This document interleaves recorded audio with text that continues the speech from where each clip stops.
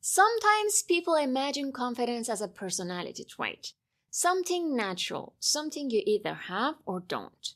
But real confidence is usually built differently, quietly, gradually, through repeated psychological experiences.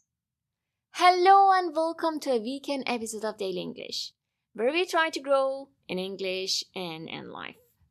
Today, I want to talk about something inspired by the ideas of Shadi Zahrai, the pillars of confidence. Many people think confidence comes first, that confident people act because they already believe in themselves.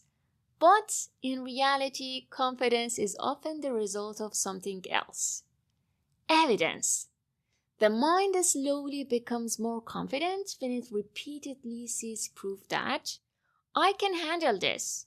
And that proof is usually built on a few important foundations. The first pillar is preparation. Confidence grows when the mind feels prepared, not perfectly prepared, but sufficiently prepared. Think about speaking in front of people. When someone practices, organizes their thoughts, and becomes familiar with the material, the mind becomes calmer because uncertainty decreases. This is important. Confidence is not always the absence of fear. Sometimes it is simply reduced uncertainty. The second pillar is repetition. The brain trusts what it experiences repeatedly.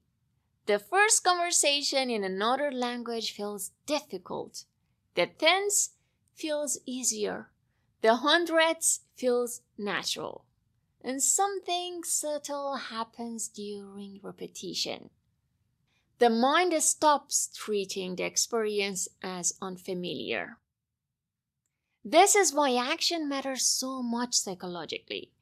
Not because every action succeeds, but because repeated exposure changes perception. The third pillar is self-trust. This one is deeper. Real confidence is not believing everything will go perfectly. It is believing, even if things become uncomfortable, I can respond. And this changes everything because the mind no longer needs absolute certainty before acting. It begins to understand, I may not control the outcome completely, but I can handle the experience. This is a much more stable kind of confidence. And finally, there is one more pillar people rarely mention. Evidence from your own past. Sometimes the mind forgets what it has already survived. The difficult periods, the adjustments, the situations you once thought you couldn't handle. But confidence grows when we remember, I have handled uncertainty before. Not perfectly, but sufficiently. So, this weekend, instead of asking, how do I become instantly confident? Maybe ask something quieter. What experiences would slowly teach my mind that I'm capable?